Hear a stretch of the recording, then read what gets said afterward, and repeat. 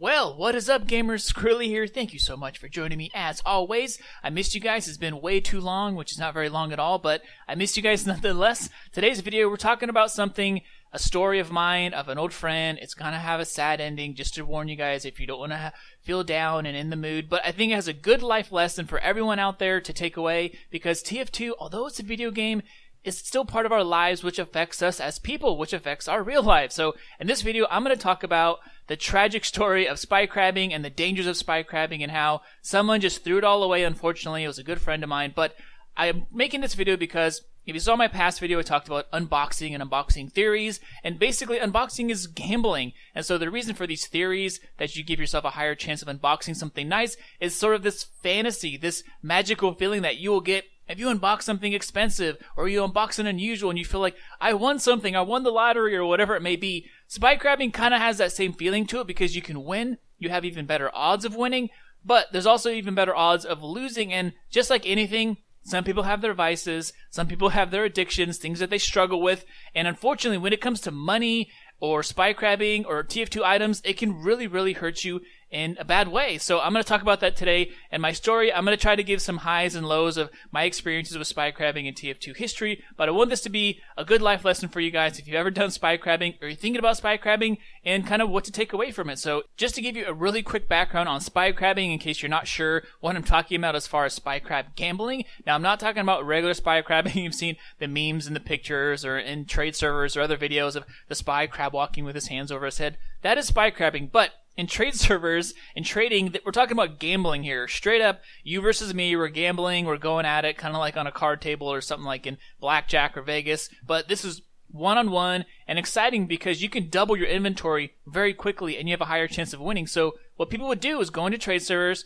they'd have an admin or a middleman or someone who has admin control of a server, basically watch over a spycrab. So they would line up in front of each other. The first person they would taunt at the same time. The first person to do the spycrab taunt 3 times loses. Now, don't let people lie to you or trick you. The first person to 3 wins. It's not like that. It's never been like that. So get it in writing. Type out what you're offering. The first to 3 loses. I understand. Usually they had a system for it. If you want to look at more videos and some of the crazy history and evolution of spycrabbing, I will link the video below of people spycrabbing crazy amounts in servers. It was such a fun time. Spycrabbing is kind of dead, unfortunately, nowadays. You don't see it very much. But back when it was at its peak, some people made a lot of money and lost a lot of money. So that's what I'm going to show you guys in this video. My friend who unfortunately lost it all multiple times and he kind of just disappeared. It was really sad.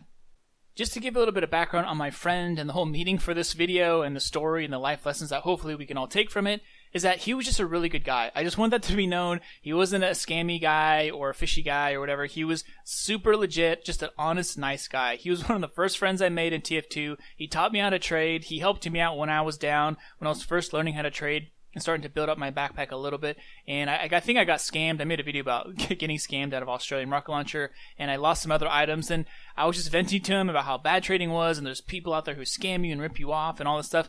And he just gave me some items, said, hey, you know how to trade? Just some items for free to, get you on your feet, get you going, and don't worry about it. Out of nowhere. I didn't ask for it. I didn't expect it. I was like, what? That's the kind of guy he was, and just super chill. Didn't want to make it. I mean, he literally had no enemies. Everyone thought he was the chillest, nicest guy ever. Never got upset, never cussed, never typed anything mean in chat. He was just there to have a good time and just enjoy, being around other people. So that's the kind of person he was, which makes it even more sad and tragic that this happened to him, and I feel bad for him. I honestly miss him. I think that once he got scammed out, or not scammed, once he spycrabbed all of his items enough times, he just kind of quit TF2, and he moved a bunch of people from his friends, and once in a while I'll check, and I'm like, yep, he's gone. I don't know where he is, but if he is watching this video, I miss you. I hope you're doing well, but alright, let's go on. There's times in our life where one decision we make could completely change our trajectory. The school you pick, the friends you hang out with, your significant other, the career you pick, where you decide to live. All these things dramatically change your life, put you on a different course. And spycrabbing is similar because you're gambling, but you're not just gambling with TF2 items, these virtual items with people think that it's just an in-game hat, it's just pixels, who cares? That's not true anymore. We're talking about real life money, and if you get up to a large enough amount, this could be life-changing money. I mean, having $500, $5,000, $10,000, whatever it is, especially when you're younger, could change your life forever. I mean, if you're really smart about it. my friend who was a really good guy, he knew how to trade. He never got a crazy rich backpack, but I think a couple times he gets like, $3, 4, 5, maybe even $10,000, and then it would just be gone. And I'm like, hey, well, what happened? Oh, hey, I spycrabbed. And he wasn't like really mad about it or anything. It was just like, hey, I took a gamble, I lost. I was like, oh, okay. And then a couple of months later, he's building up again. He has some really nice stuff. He would, post it in screenshots, or he send me a message. I'm like, dang, that's nice, congrats. I think he really liked strange weapons and unusual weapons. That's kind of what he used to go for, and some really nice all-class hats like chrome stones. And I got a sense of kind of like his style and his taste in unusuals, which is cool. He had really good taste, and then it'd be gone. And I'm like, what is going on? His backpack is up and then down, up and then down. And he'd be like, yeah, I spycrabbed again.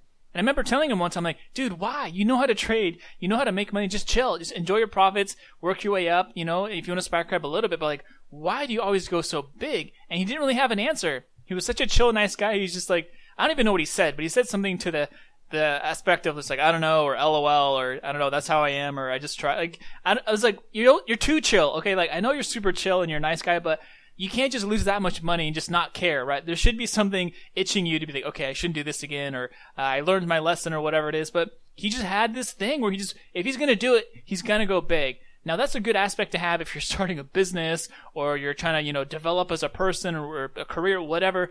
That's great. But if you're talking about money, going big isn't smart. Just statistically, it's not very smart. I think this takes you to personality traits. So some people think that winning the lotto, if talking about the lotto or gambling, unboxing, whatever it is, they only think about the positive. The lotto ticket's only $1 or $2, and I can win $50 million or $100 million. I only lost $1 or $2, right? It doesn't seem like a big deal. But they forget how many times they play, or they forget that that's $1 you're literally flushing down the toilet because you have a 1 in a billion chance of winning the lotto, or whatever it is, something ridiculous.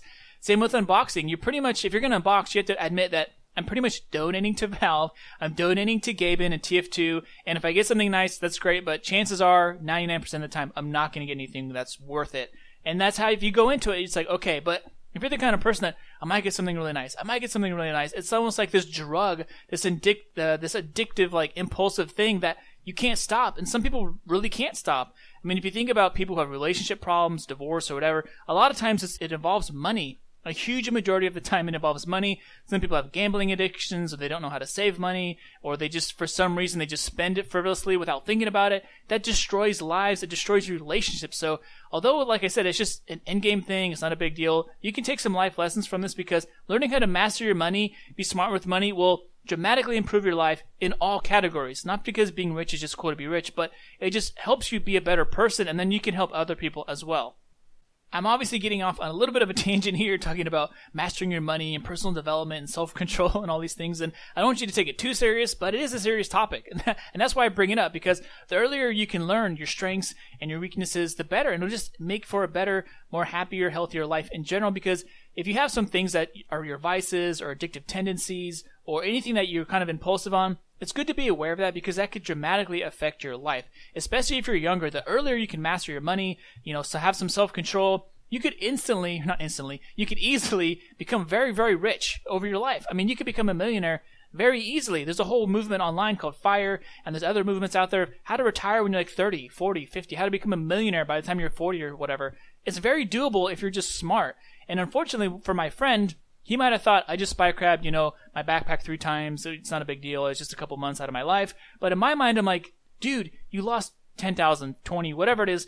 Maybe it's $20,000 total worth of items. You could have invested that, and that could have been 50 grand, then 100 grand. Now you can retire when you want. You can take care of your family. Like, there's so many things you can do once you have some money. You're not scared anymore. You're not working 6 different jobs. You're not, scared about what's going to happen about your future, your friends, or your family. And just being smart with your money, I think, goes a long way. So I don't know about you guys, but outside of TF2, I'm all about investing and reading, and I want to become successful and wealthy. And all the most successful and wealthy people are patient. They're not day traders. They're not gambling. They're not playing the lotto. They're patient people that build up this pyramid of wealth over time, and they don't gamble. They don't throw it all away and take a risk.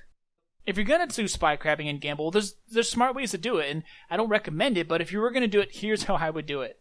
The first thing you could do is just set aside a certain amount that you're going to spycrab, that you're going to gamble. Maybe it's 1 key a month or a week, or it's 1 hat, or something that is small enough that you don't really care if you lose it, and that way you get your fix. You still got the spycrab. If you win, that's nice, that's fun, but it's not like a big deal. It's affecting you. Or you could make it a percentage of your profits. Maybe you say, I sold this hat and made 20 keys of profit, so I'm going to take 5%, 10%, whatever of that profit and gamble it because I'm still in the clear. So you have peace of mind. You still get to gamble. If you lose, like whatever, now it's not a big deal. Or what you could do is go big once and that's it. Just test your fate. Go big one time. Maybe you trade up. And what's probably going to happen is you're going to just talk yourself out of it anyways. You're like, I just spent weeks or months or years working my way up. Why would I spycrab it? But if you're going to do it and test fate, it's almost like people are testing fate. It has nothing to do with you. The person is 100% luck. You might as well just flip a coin 50-50. Yeah, now you won it all. Oh, now you lost it all. Like it's just complete luck. But if you're going to do it, maybe just do it once. Test your fate. If you win, great. Retire as a champion. Retire as a Spycrab winner. If you lose, not a big deal. You're going to move on and, trade like normal and make your profit. But if you're going to keep repeating it over, like you lost, now you're going to push it. You lost, now you're going to push it. That's how you dig yourself into deeper debt, into deeper losses, which is not a good way to go. So if you're going to do it big, do it once maybe. Have your fun. You don't care about it. Then just get it out of your system. Like, just do it. Well, hopefully you guys got the moral of the story. I know this is definitely a unique story time video, kind of all over the place. You're like, I thought we were just going to talk about spy crabbing and someone lost a bunch of keys or something, and I got a little in depth about personal development and mastering your money and getting rich and all this stuff in real life. But hopefully you guys understood where I'm coming from this, and it's just sad from my perspective. I've had this video idea for a long time, and I keep checking on my friend and like, nope, he's still gone, he's still gone, he's still gone. It's sad because I know for sure if he put that money, all that trading hard work that he put into it, and he just cashed out and invested it and just, was patient, he could be doing much better now. I don't know what he's doing for himself. Hopefully he's doing okay, but everyone could use an extra $10, $20, $30,000. You could do a lot with that, if you're smart with your money. So thank you guys for joining me as always. Don't forget to say hi and what's up if you run into me in casual. If you play TF2, I'm usually on the West Coast servers by myself, running into stacks and lobbies that are focusing me and people trying to steal my pan. It's a lot of fun, but thank you for joining me as always. This is YouTube. You know how to show your support. If you like my content, I will also link you down below to my Steam group so you never miss another video. So have a great one, you guys. Enjoy the rest of the update. And 2020 TF2, here we come. All right. Peace.